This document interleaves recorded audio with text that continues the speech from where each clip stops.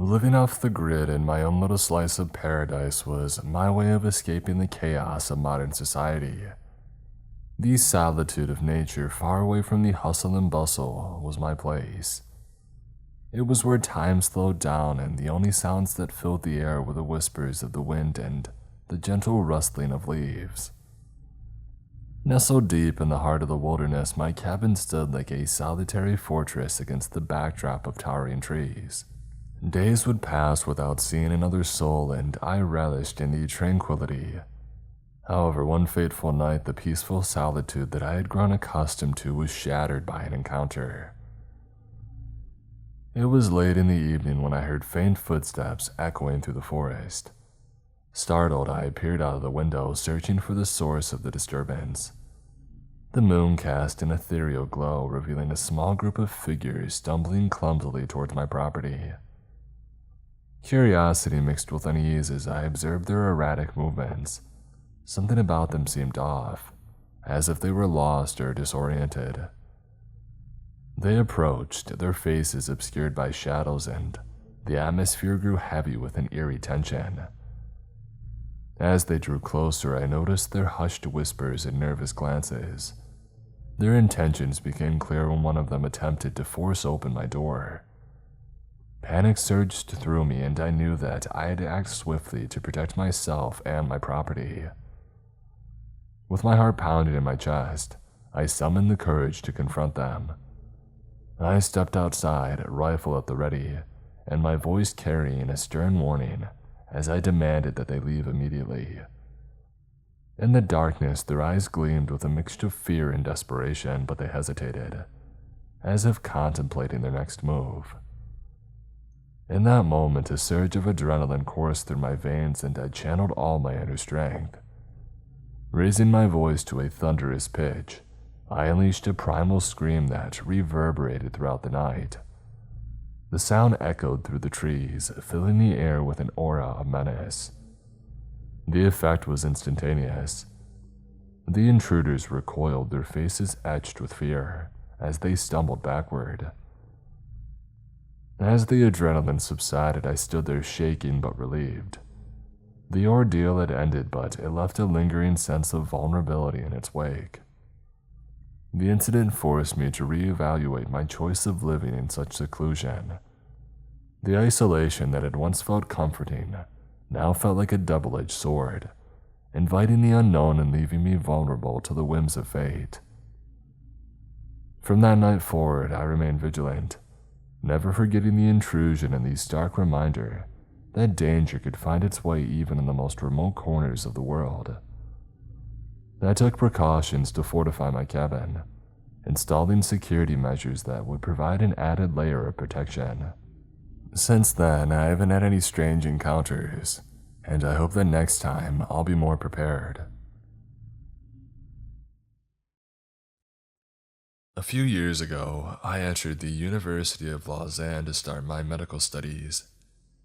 I had just arrived in the city and even the country. I was very excited to start my year, to discover the university and to meet new people. Everything was going great until the end of the third week. Friday night around 9 p.m., I leave the library, say goodbye to my friends, and start to go home. The pace of work was already very intense, so we had been working all day and I was in a rush to get home. It was my favorite part of the day because I could put on my music, take the subway and then the train, and it gives me a chance to rest and unwind. Anyway, that night it was cold, so there was no one left outside. It takes me about 7 minutes to walk from the library to the subway. I'm walking quietly with my music in my ears when all of a sudden, I get a shiver that runs through my body from head to toe. I start to feel uncomfortable, as if someone was watching me, and at that point, I pause my music and decide to not turn around to check in case the person is trying to be really inconspicuous, and if I notice them, something might happen.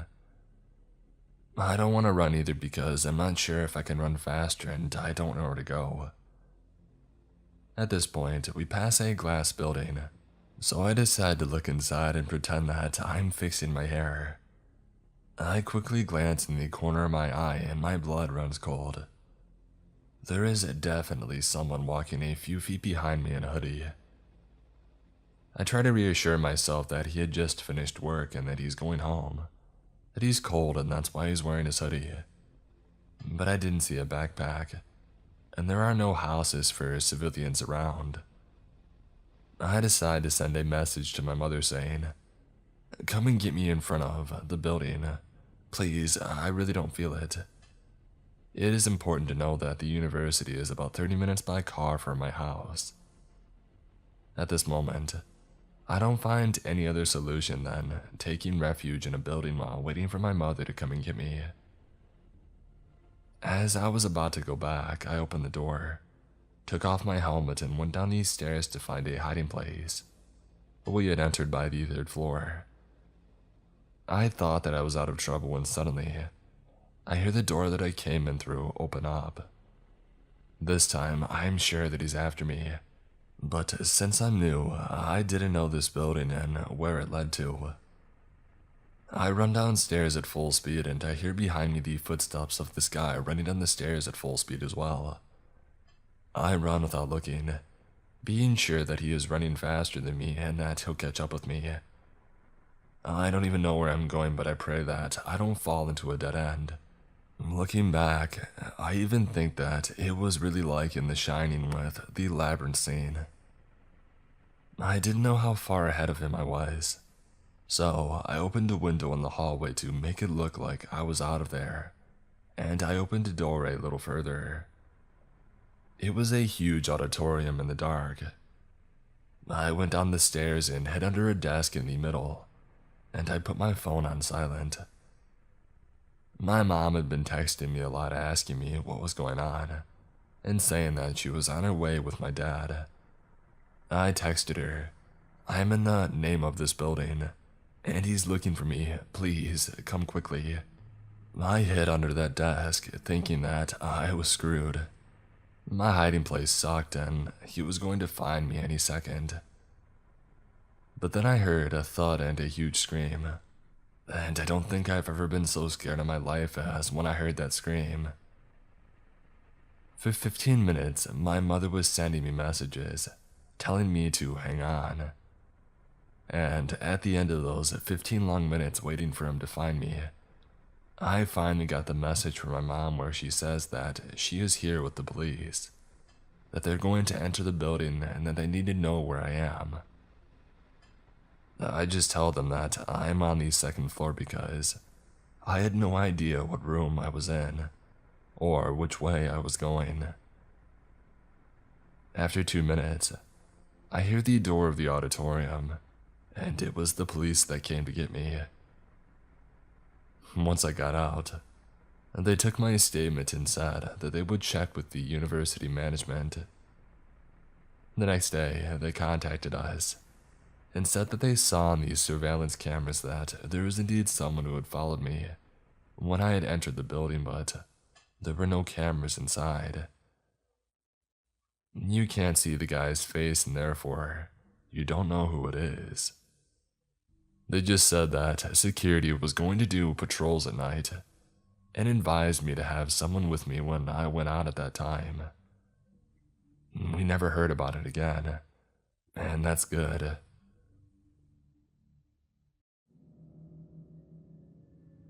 This story happened about 2 years ago when I was 19, and my foster sister Kira was 16. For the sake of the story, it's important to know that it was female presenting and hadn't come out as trans yet, nor was I presenting myself in an overtly masculine style at the time. It was the summer before I was going to college, and I mostly lived with my mom and Kira except for every other weekend, where I'd stay with my dad.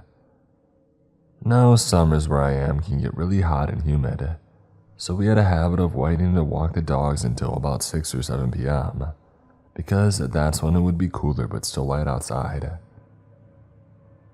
On this particular evening, Mom wasn't going to be home until late though. I don't remember the exact reason why. She is a woman that likes to stay busy and often participates in choirs, Bible studies, youth group events, classes, and more. so it wasn't uncommon for Kira and I to be left home alone until about 8 or 9 p.m. at night. So it was up to me and Kira to walk the dogs by ourselves, unless we wanted our younger dog, Samson, to throw tantrums due to pent-up energy. Even though we lived in the countryside and could have walked them down our street, Kira and I decided to drive out 20 minutes to a park instead. Why, I don't remember. It could have been anything from being bored walking our roads to not wanting to have to deal with blind curves and hills. Whatever the reason, at around 7:30 p.m., Kira and I had harnessed our 2 dogs, packed them up in the car, and drove to the park. Now let me quickly explain the layout of the park so that it's easier to understand why we got nervous halfway through our walk. This park isn't very big, but it's popular because of its loop. The entire park is surrounded by a mile-long looping road with its attractions, like playgrounds, ponds, and a small country hall, spaced about on the inner side of the loop. The outer side is just grass, trees, and one playground at its end. Thus, it's common and expected to pass people walking the loop at least 2 times if you're walking in opposite directions, but not if you're walking in the same direction, obviously. Many cars on this road can only drive in one direction because it's a one-way road. At first, everything about this walk seemed normal. I parked the car, we clipped our dogs to leashes, and we started on the loop. Every so often, we'd stop so I could take pictures of our good boys, particularly of Kira trying to wrangle Samson, who pulls like his life depends on it and weaves around cause he wants to smell everything. It was while I was taking one of these pictures that the first encounter had happened. A man who looked to be in his 40s had walked past us, walking the same direction that we were, up towards the playground on the outer side of the loop. We smiled at Kira and nodded, said hello or cute dogs or something like that, and kept walking. I honestly didn't think anything of it. We're at a park at a time of day where it's common to walk around due to the cooler temperature, and people where I am are generally friendly. Smiling and saying hi is pretty normal, no matter who says it. We smiled back, maybe said hi or thanks depending on what he said, and that was that. Or so we thought. The man passed us again only about 10 minutes later, and directly across from where we had seen him previously, just like he did before. He smiled and said, hi. This time Kira and I looked at each other once he was ahead of us and stared. Well, that was weird, that kind of expression. Just 10 minutes earlier, he had passed us walking up towards the playground, and subsequently broke off from the loop, and he had been walking in the same direction as us. This time, though, he had cut in front of us, and he did it in a way where we had to stop to avoid running into him. Heck, he nearly touched Kira with how close he was walking. That was already weird in and of itself. The other weird part of him cutting past us in the opposite direction. The only way he could have done that was if he had cut across the inside of the loop, since it would have been close to impossible to pass us at a certain point from the other direction if he had decided to walk the opposite way of the loop than us. It came off almost like he wanted to walk by us again. But just like before, Kira and I brushed this weirdness off. The guy could have been enjoying a rambling stroll and done his own thing for all we knew. And besides, we had 2 reasonably sized dogs with us. Who would mess with us? Not even 5 minutes later, this man passed us again. Once again, and cutting so close past us that he nearly brushed shoulders with Kira. Again, he smiled and said hi before walking off. This was officially the moment that I decided we needed to leave. Sure, it's normal to pass a person at least 2 times walking this loop, if you're going in opposite directions, but doing so takes a while. You have to at least get to the parallel spot on the loop from where your paths first intersected to see each other again. Both the time between running into the guy and the location that we had passed each other didn't match up in a way that didn't look suspicious. Plus, I really wasn't a fan of how he cut across us. The first time he passed us like a normal person walking faster than us would, albeit a little close. The second time he had cut in front of us from the opposite direction instead of walking around us, to the point that we had to stop to avoid running into him. This third time he walked up behind us, and then he did this weird directionally slant walk across the street and go in the opposite direction, cutting us off again. So yeah, I told Kira to hustle so we could get to our car and get out instead of doing a second loop, so that's what we did. When we were almost to our car, we noticed a car creeping along behind us. We pulled to the side and stopped to let it pass, but for a second it stopped too. We figured that the car was getting ready to park, so we started walking again. The car started creeping along behind us soon after we did, so we stopped again and the car stopped with us. This was when Kira got nervous. We hadn't seen the middle-aged guy since the third cutoff, so we figured that I had overthought the whole thing. But here we were, with this tinted windowed car acting weird as heck behind us. Was it the same guy but back in his car? A different guy? We couldn't tell. Before anything could happen though, another car idled up to the one next to us, and whoever it was sped up to the expected 5 miles per hour. We got to our car pretty fast after that and practically picked up the dogs to get them inside of it. We got in and got out of there. My mistake, however, was neglecting my rearview mirror and the well-advised rule not to drive straight home if you're worried a stranger's taking too much interest in you. I was anxious, dumb, and primarily concerned with getting home where we could be safe. Because home is supposed to be safe, right? My naive, false sense of security. I think we got home around 8-something. The sun had finally disappeared behind the horizon, but it wasn't fully dark yet. Just that dusty purple color the sky gets before it finally accepts that it's nighttime. Mom wasn't home yet, so we got the dogs some water, locked the doors, ate a late dinner, and chilled in the living room, talking about things that didn't really matter. It was almost 9:30 when the scariest part of this whole ordeal had happened. There, Kira and I were sitting on different couches, talking about something or other when we noticed the ceiling briefly light up over where Kira was sitting.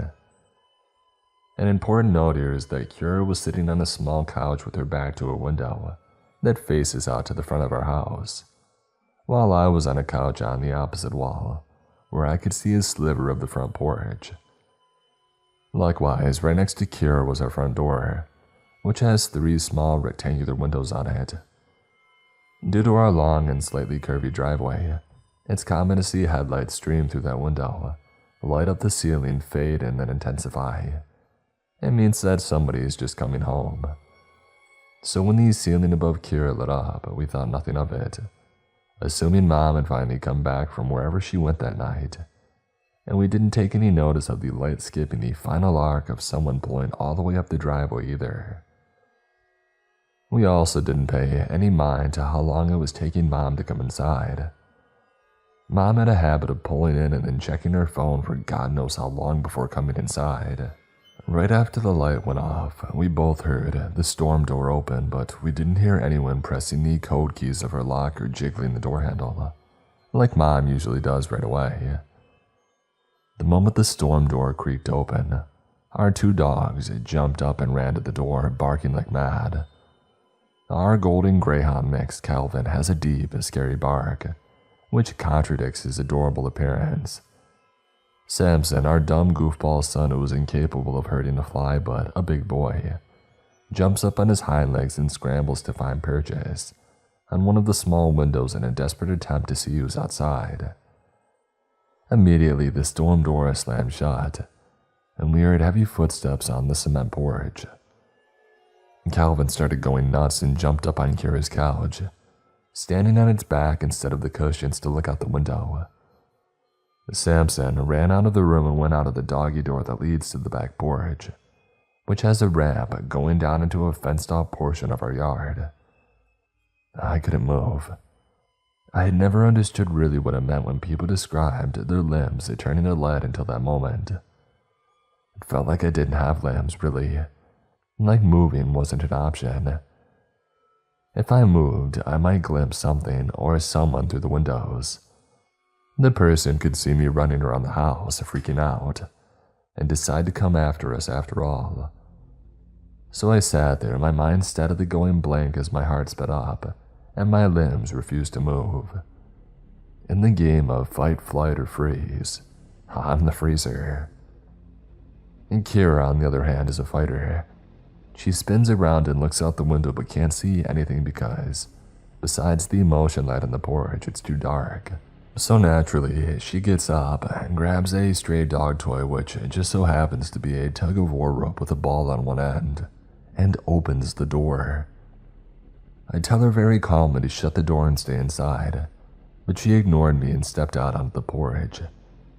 She comes back inside after not saying anything, but to my utter disbelief, she disappears to the kitchen, comes back with a knife and goes outside again. This time she's gone for a handful of seconds before running back inside and slamming the door shut. Breathless, she tells me that she went on a bit into the yard and saw the outline of a man by the rundown dog kennel that we don't use anymore. When she saw him and froze, he moved. This time, she listened to me when I told her to lock the door. I managed to call Mom despite my head being empty and my limbs being lead, and she convinced me to get up, make sure that all the doors were locked, including the basement, and making sure that the dogs were inside.